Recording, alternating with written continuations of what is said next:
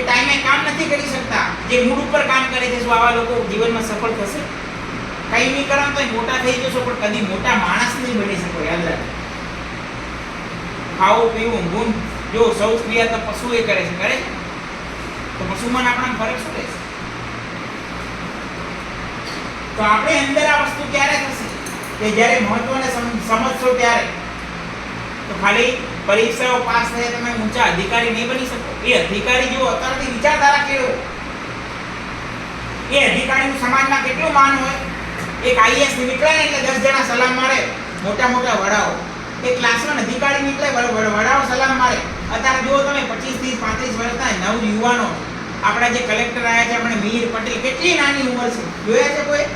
તમને ફોટો બતાવીશ.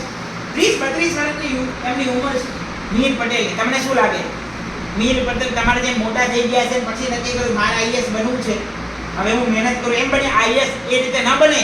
એ નાનપણથી જ્યારે સમજતો થયો હશે ને ત્યારથી જ એના જીવનની અંદર આઈએસ જેવી વિચારધારા ધરાવતો હશે, આઈએસ જેવું જીવન જીવતો હશે, આઈએસ જેવી શિસ્ત હશે, આઈએસ જેવા વિચાર હશે, આઈએસ જેવી મહેનત હશે. એટલે આઈએસ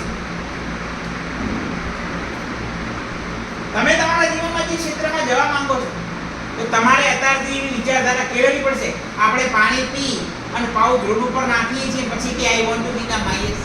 ભાઈ, એક ભારતના નાગરિક તરીકે કચરો ક્યાં નાખવો એ આપણને ભાન નથી. આપણે શું તંબુરો આઈએસ બનવાના, ક્લાસમાં અધિકારી બનવાના? આપણે જ્યાં બેઠા હોય એ ડસ્ટ હોય, છેપટ હોય, આપણે સુવાની જગ્યાની અંદર આપણી બેડશીટ આડાવડી પડી હોય, આપણે આપણી જવાબદારીને વ્યવસ્થિત નિભાવી નહીં શકતા તો શું તમે જિલ્લાની જવાબદારી નિભાવી શકશો? શું તમે અધિકારી બનશો? આંતરિક કોઠાસૂર. તો જે અધિકારીઓ બને છે નાનપણથી લોકો સ્વયં શિસ્તને વરેલા છે, એમની ટ્રેનિંગ એવી થઈ છે. આ હોસ્ટેલની અંદર જે લોકો, હું તો વર્ષોથી એજ્યુકેશનમાં છું, ઘણો અભ્યાસ છે, એવા લોકો, મારા એવા ગુરુ છે જે મહિને એ લોકો 3-3 કરોડ રૂપિયા કમાય છે. અમુક મારા ડિસિપ્લિન છે, અમુક નિયમો છે, હું અવારનવાર કહું છું ફોલો કરો. કારણ કે મેં જોયું છે જે લોકો વસ્તુને વ્યવસ્થિત જેને ફોલો કરી છે, જે નિયમમાં ચાલ્યા છે, શું ફરક પડે? છોકરા 7 વાગે ઉઠે તો રવિવારે એ ન સમજાય હતા. શું ફરક પડે એક પ્રાર્થના ન કરી તો? એ તમે ન સમજી શકો. અમે એવા લોકોને જોયા છે, અમે એવા લોકો જોડે રહ્યા છીએ, એમનું જીવન કેવું છે અમે જોયું છે. એટલે અમે ઈચ્છીએ કે અમારા વિદ્યાર્થી દરેક વસ્તુ એ કરે જેથી એ લોકો એવા સફળ લોકો બને.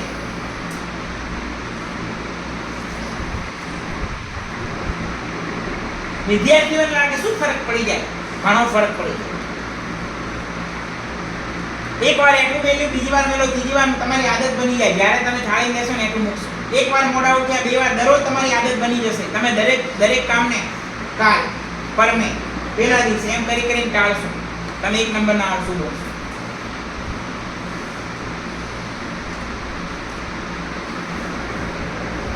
જીવનમાં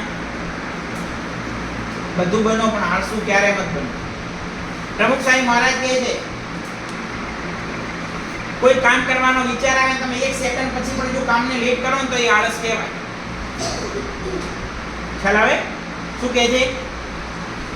તમારી નોટ રસ્તામાં પગમાં પડી છે, તમને વિચાર આવે હું આટલું હોમવર્ક કરીને લઉં તો એ આળસ કહેવાય. તમને જેની દેખાડી હોય તમારે લઈ લેવી. આપણા સપના તો જો ઘણાય ભણાય છે, ઘણાય ભીડ છે, બધા કોઈ આગળ નથી આવ્યા, પણ મારી એ ગેરંટી છે સક્સેસફુલના જેટલા પણ વિદ્યાર્થી હશે એમના જીવનના જે પણ ક્ષેત્રમાં જશે સફળમાં સફળ વ્યક્તિ બનશે. કેમ? કારણ કે એ વસ્તુને ફોલો કરશે. તો આ તમે અહીંયા છો, સવારે ઉઠો છો, સાંજ સુધી તમારું જે ટાઈમ ટેબલ બનાવ્યું છે એને 100% તમને જે જવાબદારી મળે છે એને ફોલો કરો. તમે તમારા જીવનમાં વસ્તુને છેક સુધી ફોલો કરજો, જ્યાં સુધી ભણો ત્યાં સુધી. તમારા જીવનમાં સફળ ના થાવ ને તો આ જીવન તમારે જેટલો ખર્ચો થાય મારા જોડે લઈ લે. આ વિડીયો ચાલુ છે હું કહું, કારણ કે હું આ વસ્તુ બિલીવ કરું છું. જે લોકો શિસ્તને વરેલા છે, જેના જીવનમાં નિયમો છે, જેને પોતાની ફરજનું ભાન છે, એ લોકો બધા સફળ. ગમે એટલા હોશિયાર ભલે રહ્યા, તમારા જીવનમાં શિસ્ત નથી, તમે ક્યારે સફળ નહીં થાવ. ઘણા એટલા હોશિયાર અને બુદ્ધિમાની બજારમાં રખડે છે, સંઘર્ષ કરે છે. ઘણા એવા છે બુદ્ધિમાન નથી, શિસ્તને વરેલા છે, એમના ઉપર રાજ કરે. એવું નથી સમજતા જીવનમાં બધું હોશિયારીથી જ થાય છે. કોઈ વિદ્યાર્થી નબળો હશે ભણવાની અંદર, શિસ્તને વરેલો હશે, ટાઈમ ટુ ટાઈમ ઉઠશે, એના ગુરુ કહેશે એને માનશે, એની દરેક કામને ફરજથી કરશે, અન્નનો બગાડ નહીં કરે, વીજળીનો નહીં કરે, પાણીનો નહીં કરે, જે જગ્યાએ રહેતો હશે એને સ્વસ્થ રાખતો હશે, એના હોમવર્કને નિયમિત કરતો હશે, સાહેબ કે દરેક વસ્તુને માનતો હશે, મા બાપનું માનતો હશે, એ વિદ્યાર્થી તમે જોજો 20 વર્ષ પછી એના જીવનમાં સફળ હશે. કોઈ હશે પરીક્ષામાં બધે માર્ક સારા લાવતો હશે પણ એકે આદત એની સારી નહીં, સારી રખડતો હશે. આ યાદ રાખ. કોઈને એવો ફોકો હોય હું હોશિયાર છું, મારે કોઈ શિસ્તની જરૂર નથી. ભાઈ આવા કેટલાય હોશિયાર શિસ્તવાળા જોડે નોકરી કરે છે 15 ને 10 ને 20 25 હજારની અંદર. આ શિસ્તવાળા ભલે હોશિયાર ના રહ્યા, ઉપર લેવલે બેઠા છે. શું ફરક પડે? ચાલે ચાલે ચાલે ચાલે, ચાલવા વાળા ક્યાંય નથી ચાલ્યા.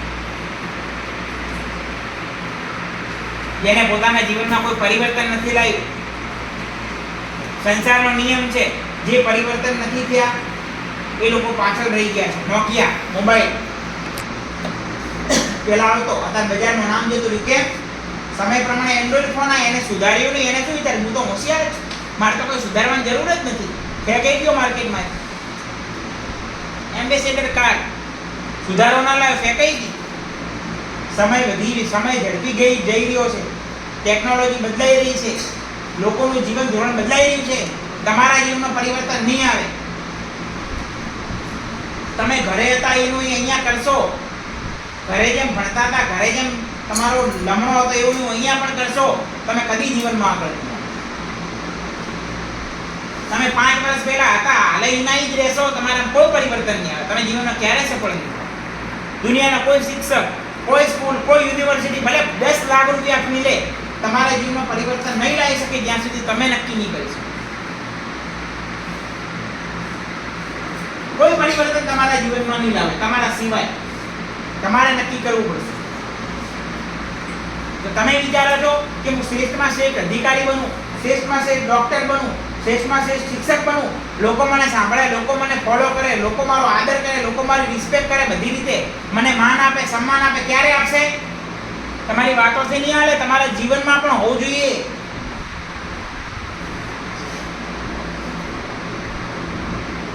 કામ તો મજૂરી કરે છે સવારથી સાંજ. મજૂરમાં આપણા ફરક શું? મજૂરને જેટલું બતાવીએ ને એટલું કામ કરે. અને શેઠમાં ફરક શું હોય? બતાવવું ન પડે, એને કોઠા શું હોય કે આ જગ્યાએ કચરો પડ્યો છે. મજૂર તો જેટલું કીધું ને એટલો જ વાળે, સાઈડમાં પડ્યો ન વાળે. પણ શેઠ હોય ને ત્યાં જોઈએ, ભાઈ ખૂણામાં છે સાફ કરજી. આ શેઠ વિચારતા છે. કામ કરવું નાનત નથી, આ સમજણની વાત છે.